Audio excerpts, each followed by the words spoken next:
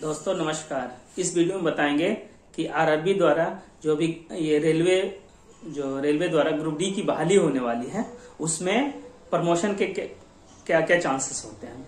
कोई भी ये जो अभी ग्रुप डी में ये होने वाली बहाली उसमें प्रमोशन के दो प्रकार के प्रमोशन होते हैं। एक तो आप जिस डिपार्टमेंट में हैं उसी डिपार्टमेंट में प्रमोशन होगा, और एक होता है कि आप दूसरे डिपार्टमेंट में भी प्रमोशन यानी दूसरे डिपार्टमेंट में भी आप जा सकते हैं। तो पहला एक जीडीसी जो दूसरे आप जिस डिपार्टमेंट में है आप उस दूसरे डिपार्टमेंट में या उसी डिपार्टमेंट में भी हायर ग्रेड पोस्ट के लिए आप ये उसमें जा सकते हैं। तो एक होता है पहला GDC, general departmental competitive examination. GDC क्या होता है, वो जोनल स्तर पे जोनल स्तर पे उसकी ये निकलती है जीडीसी, और उसका अभी आरआरसी के द्वारा उसका कंडक्ट किया जाता है। तो जीडीसी जो भी पोस्ट है, तो जो भी पोस्ट होता है जीडीसी के तहत बहाली की जाती है, उसमें आप जो पोस्ट होते हैं जैसे स्टेशन मास्टर का है तो उसमें डायरेक्ट रिक्रूटमेंट कोटा जो होता है जैसे स्टेशन मास्टर का डायरेक्ट रिक्रूटमेंट कोटा 60% है। मतलब डायरेक्ट रिक्रूटमेंट स्टेशन मास्टर का 60% पोस्ट डायरेक्ट रिक्रूटमेंट के तहत होते हैं। तो उसमें जीडीसी का क्या होता है, जीडीसी का जो कोई भी पोस्ट के लिए डायरेक्ट रिक्रूटमेंट कोटा का 25 से 50% वैकेंसी इससे जीडीसी के तहत भरा जाता है।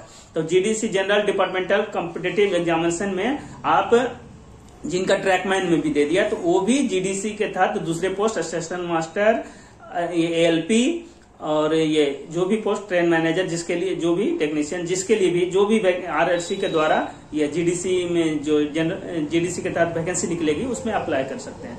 उसमें और उसमें क्वालिफिकेशन जो आरआरबी का क्वालिफिकेशन जिस पोस्ट के लिए क्वालिफिकेशन आरआरबी द्वारा निर्धारित किया गया है वही क्वालिफिकेशन जीडीसी के तहत उस पोस्ट के लिए रहेगा। जैसे आप स्टेशन मास्टर का क्वालिफिकेशन ग्रेजुएट है तो जो भी जीडीसी के तहत भी स्टेशन मास्टर की बारी निकलेगी तो उसमें भी ग्रेजुएट रहेगा।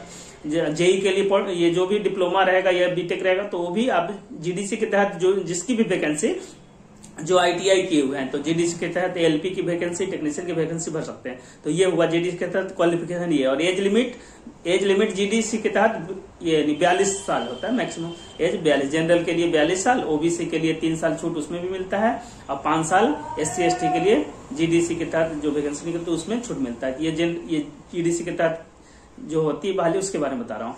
और इसमें इसका एग्जाम का क्या रहता है सिलेबस, तो जीडीसी का एग्जाम वही आरआरबी का जो सिलेबस रहता है वही जीडीसी के तहत भी वही सिलेबस होता है।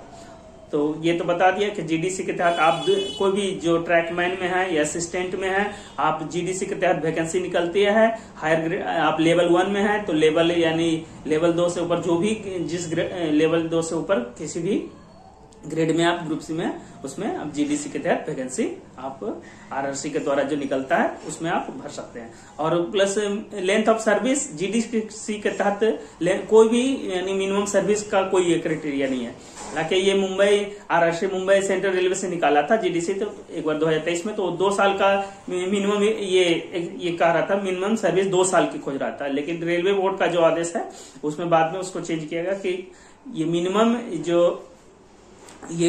मिनिमम जो है कोई यानी सर्विस लेंथ कुछ भी नहीं चाहिए। आप जो कोई भी रेगुलर सर्विस एम्प्लॉय जो है रेगुलर सर्विस जिनका है वो आप जीडीसी के तहत हायर ग्रेड में भर सकते हैं। और जो ग्रुप सी में भी है सेम ग्रेड के हैं तो उसमें भी है कि सेफ्टी से अलग अलग डिपार्टमेंट होता है, एक सेफ्टी वाला एक नॉन सेफ्टी वाला।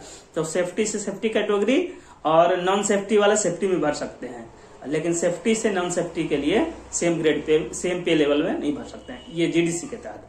और ये बता ही दिया कि आप जीडीसी के तहत किसी भी डिपार्टमेंट किसी भी पोस्ट के लिए आपका क्वालिफिकेशन है तो आप जीडीसी के तहत दूसरे पोस्ट के लिए आप अप्लाई कर सकते हैं। और उसमें ये कोई भी एक्सपीरियंस की जरूरत नहीं है, कम से कम 2 साल सर्विस 3 साल सर्विस ये सब कुछ भी नहीं चाहिए। जीडीसी के तहत रेलवे बोर्ड का जो ऑर्डर है उसमें जो सिर्फ रेगुलर यानी सर्विस एम्प्लॉय होना चाहिए, ये होना चाहिए बस। ये हुआ जीडीसी के तहत पहले हो गया एग्जाम, और एग्जाम का पैटर्न वही रहेगा जो आरआरबी के तहत होता है। और जीडीसी जो है जो डायरेक्ट रिक्रूटमेंट कोटा होता है जिस भी पोस्ट का, जैसे स्टेशन मास्टर का 60% कोटा है, डायरेक्ट रिक्रूटमेंट कोटा 60% है, तो उसमें जीडीसी जो है 25 से 60% में 25 से 50% की वैकेंसी ये जीडीसी के तहत आरक्षित द्वारा भरा जाता है। और जीडीसी जो उनकी वैकेंसी निकलती है वो जोनल लेवल पे, अगर एनसीआर का निकलेगा तो एनसीआर में जो उस लेवल से नीचे जिस लेवल का भी, जैसे लेवल 1 में ये जो भी अगर स्टेशन मास्टर का निकलेगा तो उससे लेवल नीचे वाले यानी किसी भी डिपार्टमेंट के और ये एम्प्लॉय उसमें फॉर्म अप्लाई कर सकते हैं।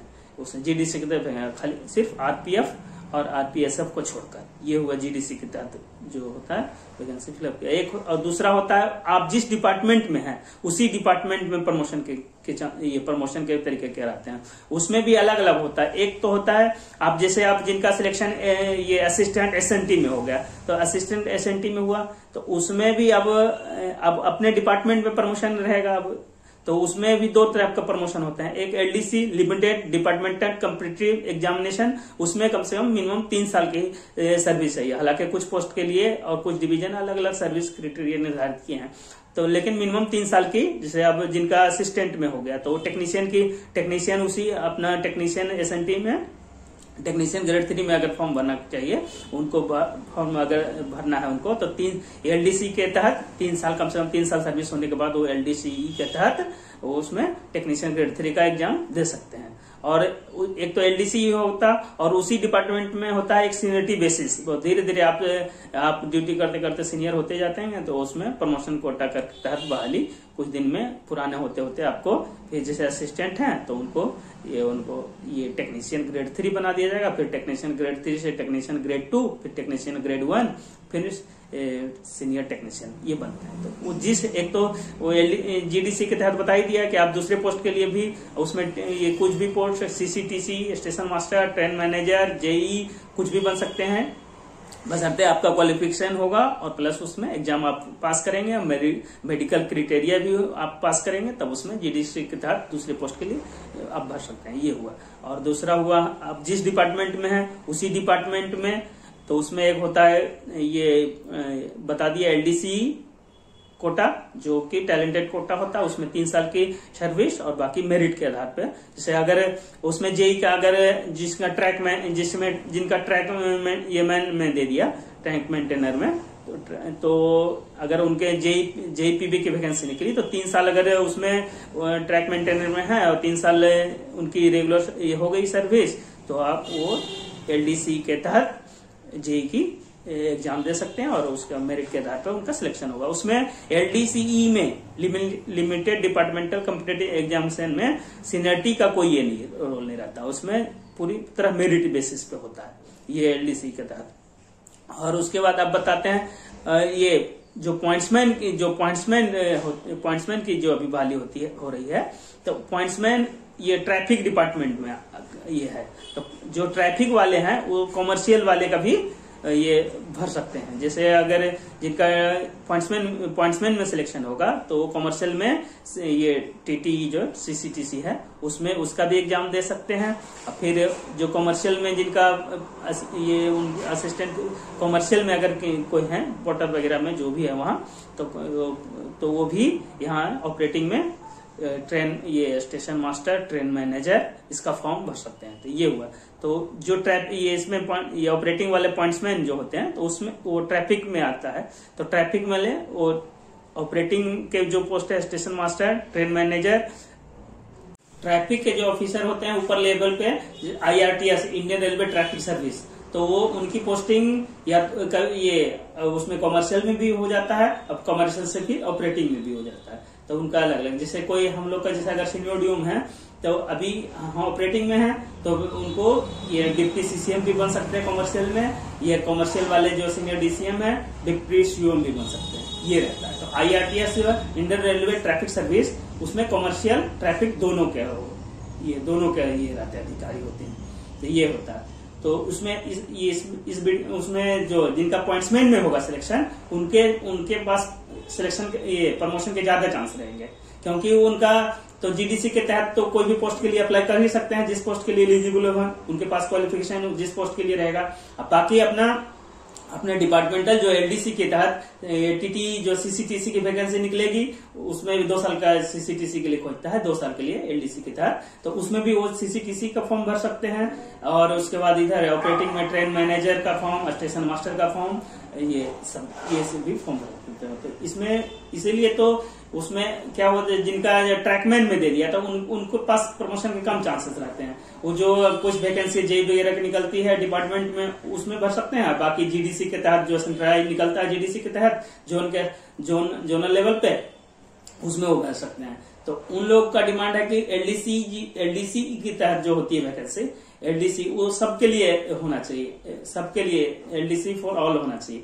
लेकिन नहीं, एलडीसी जो अभी जो प्रक्रिया चल रही है, एलडीसी में जिस डिपार्टमेंट में है उस डिपार्टमेंट में ही एलडीसी के तहत उस पोस्ट के लिए एलिजिबल है। बाकी जीडीसी के तहत आप दूसरे जो भी कोई भी डिपार्टमेंट में हायर ग्रेड के लिए आप ये भर सकते हैं फॉर्म। ये हुआ एक छोटा सा वीडियो बनाया कि आप जो इनका भी अभी ग्रुप डी में है, ये ग्रुप डी में जो अभी बहाली निकलने वाली है, तो जो लोग भी ग्रुप डी में आना चाहते हैं तो उसके बारे में ये बताया कि है इसमें प्रमोशन के चांसेस हैं।